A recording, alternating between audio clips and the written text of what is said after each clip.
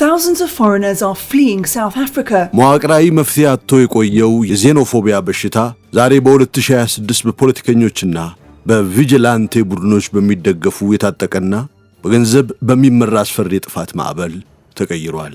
And we did not walk into this freedom on our own. ለዚህ ደግሞ ማሳያ የሚሆነው በማርች ኤንድ ማርችና በኦፕሬሽን ዱዶላ ስውር አደራጅነት ስደተኞች አገሪቱን ለቀው እንዲወጡ የተቀመጠውን በሺዎች የሚቆጠሩ ሰዎችን በአንድ ጀንበር ያፈናቀለው የሰኔ 30 አስፈሪ የጊዜ ገደብ ነው።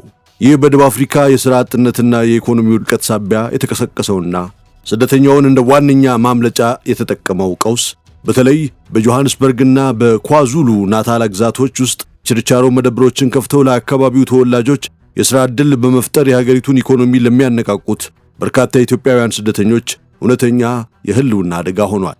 ሕጋዊ የመኖሪያ ፍቃድ ያላቸው እንኳን ሳይቀሩ ከዘረፋ ከማስፈራሪያና ከሞት ዋስትና ያጡ ሲሆን የደቡብ አፍሪካ የውስጥ ጉዳዮች ተቋም የመኖሪያ ፍቃድም ሆነ ብሎ ባለማደስ አስተዳደራዊ ማነቆ በመፍጠር ላይ ይገኛል። በዚህ አስጨናቂ ወቅት የኢትዮጵያ ኮሚዩኒቲ በብሔርና በሃይማኖት ተከፋፍሎ አቅሙ መዳከሙ ወገኖቻችን ለከፋ የስነ ልቦና ስቃይ ዳርጓቸዋል። ነገር ግን ትልቁና ሰንካላው ምስጢር ያለው ከከተሞች የጎዳና ላይ ሁከት በስተጀርባ ነው። በሺዎች የሚቆጠሩ ስደተኞች ሕይወታቸውን ለማዳን በሚሸሹበት በዚህ ሰዓት የደቡብ አፍሪካ መንግሥት ከሕዝብ ዓይን ርቆ በሚገኘው የሙስና ገጠር ላይ ገና በሕግ ያልጸደቀውን ጥብቅ ፖሊሲ በጉልበት ለመተግበር አዲስና አሰቃቂ ስደተኞች ካምፕ በሚስጥር ዘርግቷል። ሕጋዊ ሰነድ ኖርህም አልኖርህም በሰዎች ሕይወት ላይ የማይፈለግ የሚል የ5 ዓመት እገዳ ማህተም እየመታ ሰብአዊ መብትን በይፋ የሚረግጠው ይህ መዋቅር የደቡብ አፍሪካ መንግሥት የሕዝቡን ሁከት ሽፋን በማድረግ ከሕግ አሰራር ውጪ ሰዎችን ለማስወጣት የዘረጋው ስውርና አደገኛ ሴራ ነው። እንደ አውሮፓውያን አቆጣጠር በ2008 በነበረው ታላቅ ሕዝባዊ ሁካታ የ62 ንጹሐን ስደተኞች ሕይወት በአሰቃቂ ሁኔታ የጠፋ ሲሆን በአሁኑ ወቅት ደግሞ አዲስ ይበልጥ የተደራጀና አስፈሪ የጥቃት ማዕበል አገሪቱን እየናጣት እያናወጣት ይገኛል። በቅርቡ በተለያዩ የጸረ ስደተኛ ዘመቻ ቡድኖች አማካኝነት የውጭ ዜጎች አገሪቱን ለቀው እንዲወጡ የተቀመጠውን የሰኔ 30 የጊዜ ገደብ ተከትሎ በሺዎች የሚቆጠሩ ዜጎች በጎዳናዎች ላይ የዛቻ ሰልፍ ወጥተዋል። ይህንን አስፈሪ ሁኔታ በመፍራትና ሕይወታቸውን ለማዳን ሲሉ ብቻ ከ25,000 በላይ የአፍሪካውያን ስደተኞች በአንድ ጀንበር ንብረታቸውን ጥለው አገሪቱን የሸሹ ሲሆን አንዳንድ የአፍሪካ ሀገራትም ዜጎቻቸውን በነፍስ አድን በረራዎችና በባሶች ለማስወጣት ሲፍጨረጨሩ ታይተዋል፣ ተገደዋልም። ሞዛምቢክ በበኩሏ በጥቃቱ ሳቢያ 5 ዜጎቿ እንደተገደሉባት በይፋ ስትገልጽ፣ ጋና ደግሞ አንድ ዜጋዋ በጭካኔ እንደተገደለባት አረጋግጣለች። ምንም እንኳን የደቡብ አፍሪካ ባለሥልጣናት ከተጎጂ አገራት የተለየና ድርጊቱን የሚያቃልል ወንጀለኝነትን ብቻ የሚያሳይ መረጃ ለመስጠት ቢሞክሩም በተጨማሪም ኦፕሬሽን ዱዱላና ማርች ኤንድ ማርች የተባሉ የቪጂላንቴ ቡድኖች ስደተኞች ወደ ጤና ተቋማት፣ ትምህርት ቤቶችና ሌሎች መሠረታዊ ማኅበራዊ አገልግሎቶች እንዳይደርሱ በስልት መንገድ እየዘጉባቸው ነው። ይፋዊ የስታትስቲክስ መረጃ እንደሚያሳየው በደቡብ አፍሪካ ያሉ ስደተኞች ቁጥር ከጠቅላላው አጠቃላይ ሕዝብ 5% ብቻ የሚይዝ ሲሆን ይህም በግምት 3 ሚሊዮን ገደማ ነው። ይሁን እንጂ የጸረ ስደተኛ ዘመቻ አራማጆች ሕገወጥ ስደተኞችን ነው የምናጠቃው በሚል ሰበብ እውነተኛው ቁጥር ከተጠቀሰው በ10 እጥፍ ሊበልጥ ይችላል የሚል ፍጹም የማይታመንና የተጋነነ ክስ በማኅበራዊ ሚዲያና በፖለቲካ መድረኮች ላይ ያቀርባሉ። በሌላ በኩል ሕጋዊ የመኖሪያና የሥራ ፈቃድ ሰነድ ያላቸው በአገሪቱ ውስጥ ለአስርታት የኖሩና አልፎ ተርፎም ከደቡብ አፍሪካውያን ጋር በትዳር ተሳስረው ልጅ የወለዱ ስደተኞች እንኳን ይህ ሕጋዊ ማዕቀፋቸውና ማኅበራዊ ትስስራቸው ከማስፈራሪያና ከዘረፋ ከጥቃትና ከሞት ሊታደጋቸው እንዳልቻለ በምሬት ይመሰክራሉ። ሁኔታውን በተግባር ለመረዳት በደቡብ አፍሪካ መዲና ጆሃንስበርግ እምብርት በሚገኘውና በአካባቢው ቋንቋ ስፓዛሱ እየተባለ በሚጠራው የችርቻሮ መደብር ውስጥ ሆኖ ደንበኞቹን የሚያስተናግደውን አብርሃምን መመልከት ይቻላል። አብርሃም በየዕለቱ በቻለው አቅም ጠንክሮ እየሠራ ገቢ የሚያገኝ፣ ለአገሪቱ የሚጠበቅበትን ግብር በአግባቡና በወቅቱ የሚከፍል እንዲሁም ለአካባቢው ተወላጆች የሥራ ዕድል መፍጠር የቻለ ሰው ነው። ልክ እንደ አብርሃም ሁሉ በርካታ ኢትዮጵያውያን ስደተኞች ለዓመታት በደቡብ አፍሪካ የራሳቸውን ሕይወት መለወጥ ብቻ ሳይሆን የአካባቢውን ማኅበረሰብ ኑሮ ማቅለልና ኢኮኖሚን ማነቃቃት የቻሉባቸው አጋጣሚዎች እጅግ ብዙ ናቸው። ነገር ግን አብርሃም ከሱቁ ተሻግሮ የሚታየው የጎዳና ላይ ትዕይንት፣ የሚሰማው የዛቻ ድምፅና በየዕለቱ የሚለቀቁ የቪዲዮ ማስፈራሪያዎች ሰላሙን ሙሉ በሙሉ ነስተውታል። የህልውናው ጉዳይ አደጋ ላይ ከመውደቁ ባሻገር ለዓመታት ደምና ላቡን አፍስሶ ያፈራው ሀብትና ንብረት በአንድ ጀንበር እንደ ጉም የመበተን አደጋ ተደቅኖበታል። ቀናት በገፉና በደቡብ አፍሪካ የሚኖሩ ኢትዮጵያውያን ስደተኞች የልብ ትርታ እየጨመረ ባሉበት ሁሉ ከፍተኛ ስጋትና ጭንቀት ውስጥ ገብተዋል። በማንኛውም ሰዓት ንብረታቸው እንደሚዘረፍ፣ ቤታቸው እንደሚቃጠል ወይንም ሕይወታቸውን እንደሚያጡ ያስባሉ። ስደተኞችን ከሀገሪቱ የማስወጣት እንቅስቃሴ እያደረጉ ያሉት ቡድኖች ስደተኞች እንዲወጡ የሚፈልጉበት ዋነኛ ምክንያት ሲገልጹ ኢትዮጵያውያንን ጨምሮ ሌሎች የአፍሪካ ሀገራት ስደተኞች የሀገሪቱን ዜጎች የሥራ ዕድል፣ ትምህርት ቤቶች፣ ሆስፒታሎች እንዲሁም አነስተኛ የንግድ ተቋማትን በብቸኝነት ተቆጣጥረዋል የሚል መደምደሚያ ላይ በመድረሳቸው ነው። በአሁኑ ወቅት በደቡብ አፍሪካ የሚገኙ የከተማ ዳርቻዎችና ትናንሽ ንግዶችን በአብዛኛው የተቆጣጠሩት ኢትዮጵያውያን መሆናቸውን የሚናገሩት ስደተኞቹ ይህም በአካባቢው ማህበረሰብ ዘንድ የሥራ ዕድልና አጠቃላይ ኢኮኖሚያችንን ተቆጣጠሩብን የሚል ሰፊ ቅሬታና ምቀኝነት መፍጠሩን ይናገራሉ። ከዚህ ቀደምም የማላዊና የዚምባብዌ ዜጎችን በተመሳሳይ መልኩ ከሀገር እንዲወጡ በእነዚህ ቡድኖች በኩል ሰፊና አሰቃቂ ዘመቻ ተካሂዶባቸዋል። ይሁን እንጂ በአሁኑ ወቅት በስደተኞቹ ላይ እየደረሰ ያለው ጫናና ከዚህ ቀደሙ በአንድ የተወሰነ ጎሳ አባላት ወይንም በተራ ወሮ ወላ ቡድኖች ብቻ የሚመራ አይደለም። የአሁኑ ተቃውሞ በመንግሥት ባለሥልጣናት፣ መንግሥታዊ ባልሆኑ ድርጅቶች፣ በተደራጁ ባለሀብቶች እንዲሁም በፖለቲካ ፓርቲዎች ጭምር ለምርጫ ድምፅ ማግኘት ታቅዶ በይፋ የሚደገፍ የፖለቲካ አጀንዳ ነው። ስደተኞች ላይ ጥቃት ለመፈጸም፣ ንብረት ለመዝረፍና ጨርሶ ለማስወጣት እየተንቀሳቀሱ ያሉት ቡድኖች የትራንስፖርት ወጪ፣ ዕለታዊ አበልና የተለያዩ የየዕለት ወጪዎች በከፍተኛ ባለሀብቶችና ፖለቲከኞች ተመድቦላቸው ተደራጅተው የሚንቀሳቀሱ ናቸው። በደቡብ አፍሪካ በቆዩባቸው በርካታ ዓመታት ውስጥ ሰልፎችና የሥራ ማቆም አድማዎች በተደጋጋሚ ቢደረጉም በዚህ ደረጃ የተደራጀ በገንዘብ የሚደገፍና በመንግሥት መዋቅር የሚታገዝ ዘመቻ ግን አጋጥሟቸው እንደማያውቅ ኢትዮጵያውያኑ ያስረዳሉ። በአሁኑ ወቅት ከ400 በላይ በሆነ ከፍተኛ የሥራ አጥነት፣ በኢኮኖሚ አለመመጣጠን፣ በከፋ ወንጀል መስፋፋትና ማኅበራዊ አገልግሎቶች በመጨናነቃቸው ሳቢያ በተለይም በድህነት ውስጥ በሚኖሩ ደቡብ አፍሪካውያን ለዚህ ሁሉ ችግር ስደተኞችን ተጠያቂ ያደርጋሉ። ስደተኞቹ ሥራችንን ቀሙን፣ ሕግን ይጥሳሉ፣ የጤና ትምህርት ሥርዓታችንን አጨናነቁት በማለት ይከሷቸዋል። በእርግጥ እነዚህ ዜጎች በአገሪቱ ነባራዊ ሁኔታ ላይ ያላቸው ቁጣ ትክክል ቢሆንም ለችግሩ ተጠያቂ የሚያደርጉት አካል ግን ፍጹም ስህተት ነው። ምክንያቱም እነዚህን ችግሮች ደቡብ አፍሪካ ራሷ የፈጠረቻቸው የአፓርታይድ ሥርዓት ጥሎት ያለፈው መጥፎ ቅርስ እንዲሁም ደግሞ ቀጥሎ በመጣው የመንግሥት ከፍተኛ ሙስናና ደካማ አስተዳደር ሳቢያ የተከሰቱ የመዋቅራዊ ቀውሶች ናቸው። ምንም እንኳን በ1994 የፖለቲካው ሥልጣን መዋቅር ቢቀየርም የአገሪቱ ሀብት፣ መሬትና ትልልቅ የንግድ ተቋማት ግን አሁንም በነጩ አናሳ ማኅበረሰብ እጅ ላይ ነው የቀሩት። የዓለም ባንክ ባደረገው ጥናት መሠረት 85 በመቶ የሚሆነው የደቡብ አፍሪካ ሀብት የሚቆጣጠሩት 10 በመቶ ያህሉ ብቻ ናቸው። እነሱም በአብዛኛው ነጮች ሲሆኑ ይህንን እውነት መጋፈጥ ያቃታቸው ፖለቲከኞች ስደተኞችን እንደ ማስተባበያ ማምለጫ ይጠቀሙባቸዋል። የዜናዎች የክትትልና የምርምር መድረክ መስራቾች የሆኑት ዣን ፒየር ሚሳጎና ሎረን ላንዳው እንደሚከራከሩት ይህ የጸረ ስደተኛ ቅስቀሳ በተበሳጩ ማኅበረሰቦች ብቻ የሚነሳ ተራ ሁከት አይደለም። ይልቁንም በጥቃት አድራሾች ቡድኖችና በመንግሥት አካላት ቀጥተኛ ተሳትፎና ጥቃቱን በዝምታ በማለፍ በጋራ የተመሠረተ የፖለቲካ ንግድ ነው። አሁን በቅርብ ከሚካሄደው የአካባቢ ምርጫ በፊት ከዚህ ሁከት ማን ይጠቀማል ብሎ መጠየቅ ተገቢ ነው። አክሽን ኤስኤ ከተባለው የተቃውሞ ፓርቲ የተውጣጡ ፖለቲከኞች ዜጎች በሕገ ወጥ ስደተኞች ላይ እርምጃ ከመጠየቅ ውጪ ሌላ ምርጫ የላቸውም በሚል የጥላቻ ቅስቀሳ እያደረጉ ነው።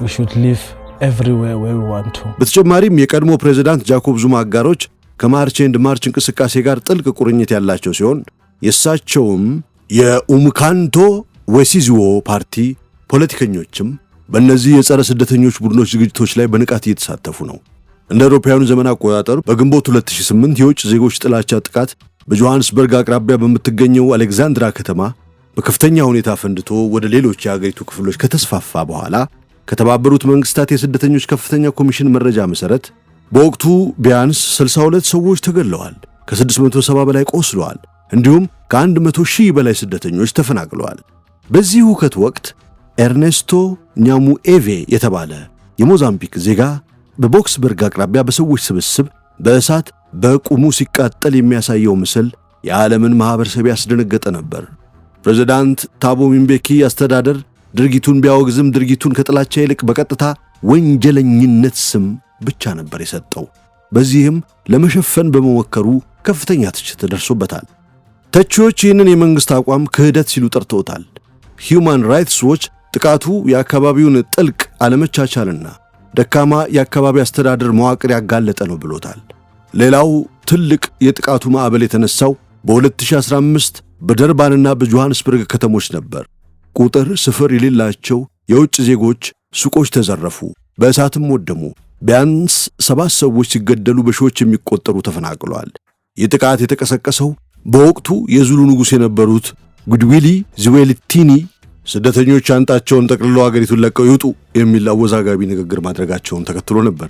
ምንም እንኳን ንጉሡ በኋላ ላይ ጥቃቱን አላበረታታውን በማለት ንግግሩን ቢያስተባብሉም ይህን ተከትሎ ጎረቤት አገር ዚምባብዌ ዜጎቿን በባስ ለመውሰድ የላከች ሲሆን ማላዊና ሞዛምቢክም ተመላሾችን በሎጂስቲክስ ደግፈዋል። በሴፕቴምበር 2019 ደግሞ ጥቃቱ በጆሃንስበርግና ፕሪቶሪያ በድጋሚ አገረሸ። በፖሊስ መረጃ መሠረት 12 ሰዎች ሲገደሉ በመቶዎች የሚቆጠሩ ሱቆች ወደሙ። ናይጄሪያ ከ500 በላይ ዜጎቿን ያወጣች ሲሆን ጉዳዩ ናይጄሪያ በኬፕ ታውን የተካሄደውን የዓለም ኢኮኖሚ ፎረምን እስከ ማግለል የሚያደርስ ዲፕሎማሲያዊ ቀውስ ፈጥሮ ነበር። በአሁኑ ወቅት በኢሚግሬሽን ዙሪያ ያለው ውጥረት አሁንም በከፍተኛ ደረጃ ላይ ይገኛል። ለዚህ ደግሞ የአገሪቱ አስከፊ የኢኮኖሚ ቀውስ ዋነኛ ምክንያት ነው። የደቡብ አፍሪካ ይፋዊ የሥራ አጥነት መጠን 33 በመቶ፣ የወጣቶች የሥራ አጥነት ደግሞ ከ45 በመቶ በላይ ሆኖ ቀጥሏል። በቅርቡ የተነሳው አዲስ የጥቃቱ ማዕበል በጋናና በናይጄሪያ መሪዎች ዘንድ ከፍተኛ ቁጣንና የተቃውሞ ትችትን አስነስቷል።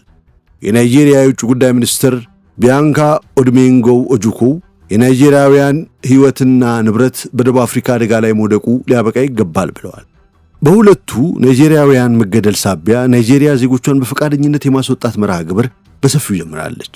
ይሁን እንጂ የደቡብ አፍሪካ ፕሬዝዳንት ቃል አቀባይ ቪንሰንት ማግዌኒያ ደቡብ አፍሪካውያን የውጭ ዜጎች ጠላት አይደሉም በማለት ክሱን ፍጹም ውድቅ አድርገውታል።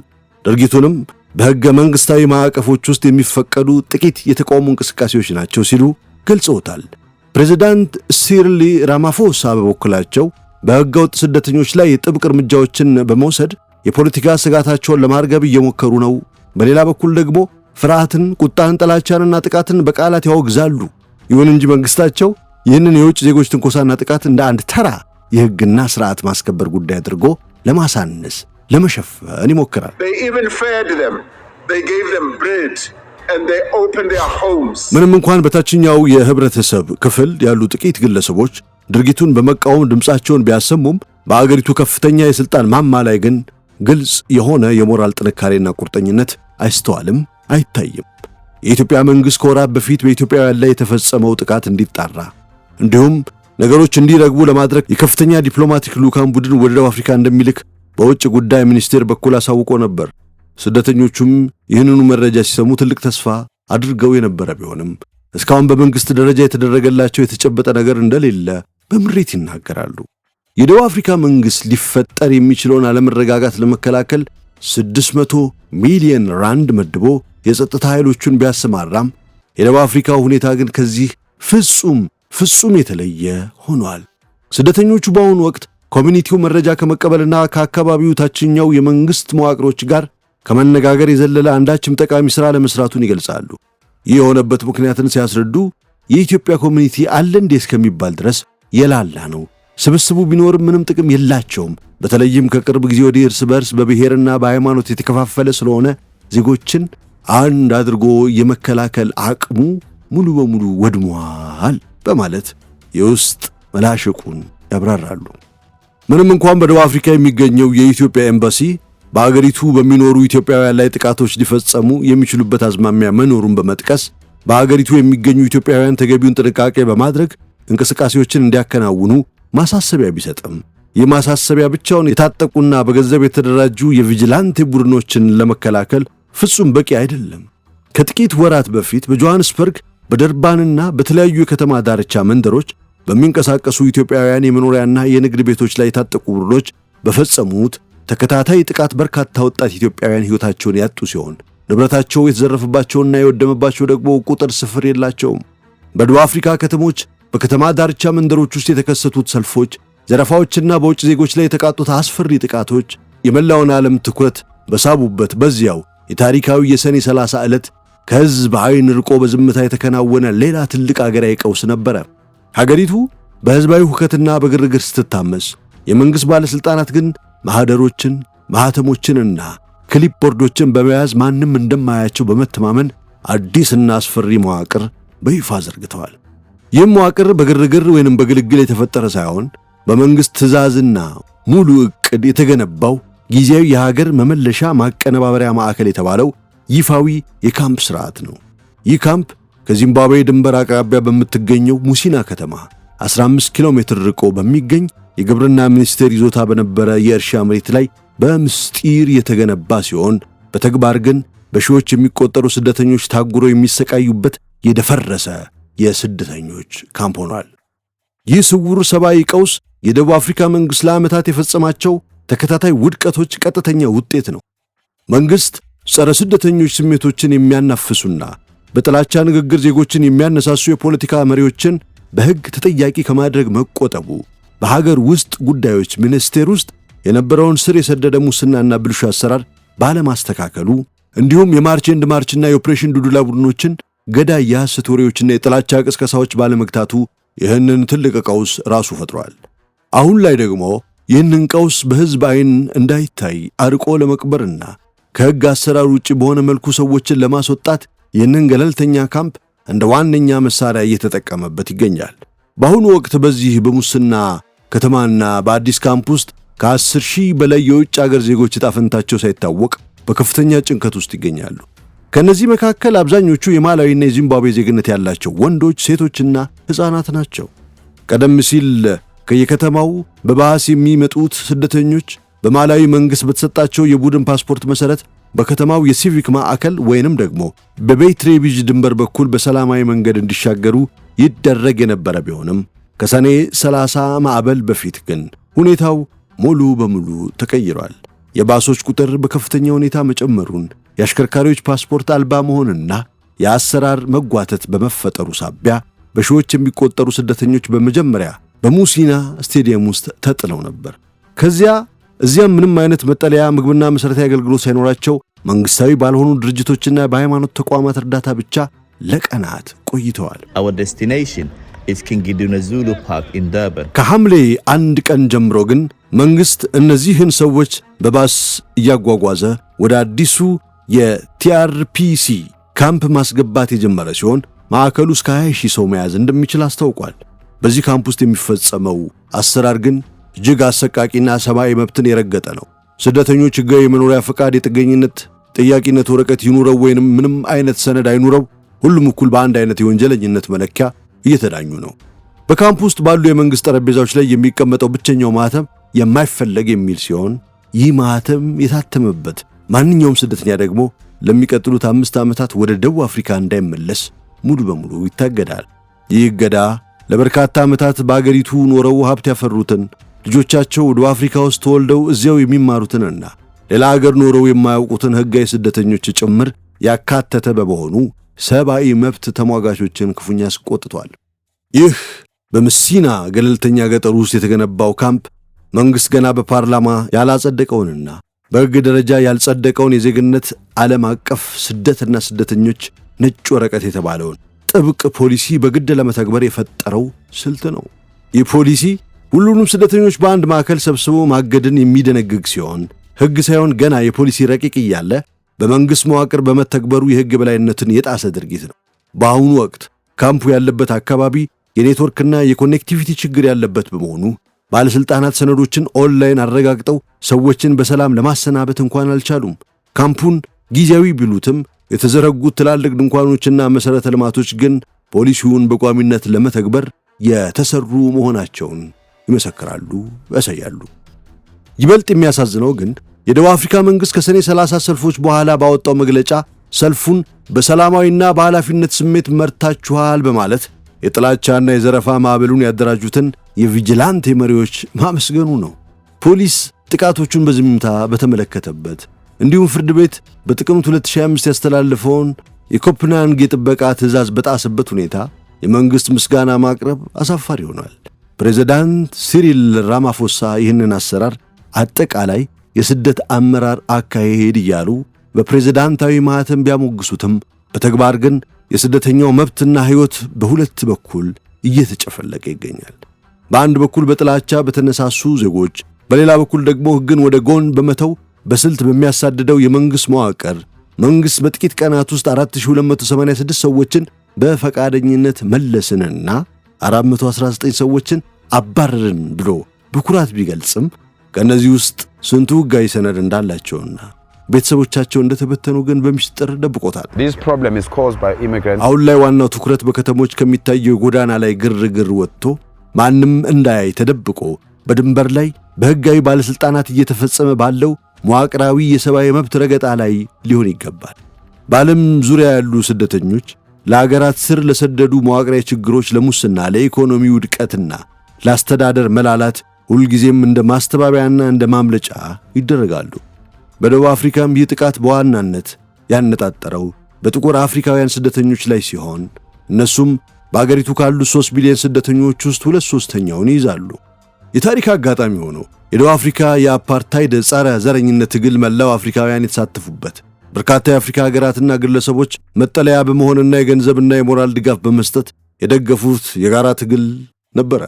አሁን ግን የደቡብ አፍሪካ ሕዝብ ጉልህ ስፍራ የሚይዘው አካል አንድ ጊዜ ድል አድርገው አስወግደነዋል የሚሉትን ያንኑን የማግለልና የጭቆና ሥርዓት በገዛ አፍሪካውያን ወንድሞቻቸው ላይ በድጋሚ በዓለም አደባባይ እየተገበሩት ይገኛሉ። ይህ ድርጊት በመላው አፍሪካ ያሉ ፖለቲከኞቻቸውንና ሕዝቦችን በእጅጉ አስቆጥቷል። ይህም ለአገሪቱ ዲፕሎማሲ እጅግ ለሚያስፈልጋት የቱሪዝም ዘርፍ፣ ለንግድና ለኢንቨስትመንት ፍሰት እንዲሁም ደግሞ አገሪቱ የምትፈልጋቸውን የተማሩ ባለሀብትና ታጋሽ የሥራ ኃይሎችን ለመሳብ ያላትን አቅም በከፍተኛ ሁኔታ የሚጎዳ ነው። ታዛቢዎች እንደሚያስጠነቅቁት በደቡብ አፍሪካ ያለው የጥላቻ ጥቃት አዙሪት እየሆነ የመጣ ሲሆን የፖለቲካና የኢኮኖሚ ጫናዎች በበረቱ ቁጥር ሕዝባዊ ችግሮች በቀላሉ ወደ ጥላቻና ጥቃት ሊቀየሩ እንደሚችሉ ግልጽ ማሳያ ነው። ስደተኞችን በኃይል አገሪቱን ለቀው እንዲወጡ ማድረግ ደቡብ አፍሪካውያንን ያስቆጣቸው መዋቅራዊ ማኅበራዊ ችግሮች ይበልጥ ያወሳስበዋል እንጂ ፍጹም መፍትሄ ሊሆን አይችልም። በስተመጨረሻም በደቡብ አፍሪካ ከተሞች ጎዳናዎች ላይ የተነሳው የሰኔ 30 የጥላቻ ጩኸትና ዓለምን ያስደነገጠው ሁከት የመንግሥትን እውነተኛ አጀንዳ ለመፈተሽ ለመሸፈን የተበተነ የጭስ ቦምብ ብቻ ነበረ። እውነተኛው አስፈሪው ድራማ እየተከናወነ ያለው ማንም በማያየው በሩቅ የድንበር ገጠር ውስጥ ባለሥልጣናት በደምና በላባቸው የኖሩ ስደተኞችን መብት በባለሥልጣናት ማኅተብ እየቀበሩበት ባለው የሙሲናው ስውር የቁም እስር ቤት ውስጥ ነው። ይህም የሚያሳየው ስደተኛው በጥላቻ በተሞላው ሕዝብና ሕግን መሳሪያ ባደረገው ጨካኝ የመንግሥት መዋቅር መካከል ተጠምዶ የመጨፍለቁ አደጋ እንደተደቀነበት ነው። የደቡብ አፍሪካ ምድር የተዘረጋው መዋቅራዊ ሴራ የአፓርታይድን ጭቆና በጋራ ትግል ለጣሉ አፍሪካውያን ወንድሞች የተሰጠ ፍጹም አስነዋሪ ምላሽ ነው። አገሪቱ ራሷ የፈጠረችውን የኢኮኖሚ ውድቀትና የሙስና አዘቅት ለመሸፈን ጠንካራ ሠራተኛ የሆኑትን ኢትዮጵያውያንንና ሌሎች አፍሪካውያንን እንደ ማምለጫ መሥዋዕት ማድረጓ የአገሪቱን ዲፕሎማሲያዊና ሰብአዊ ውድቀት በዓለም መድረክ ላይ በይፋ ያጋለጠ ሆኗል። ቸር ይግጠማችሁ በደቡብ አፍሪካ ያላችሁ ኢትዮጵያውያንና ሌሎች ስደተኞችም ይላል ሳሎን ቲዩብ።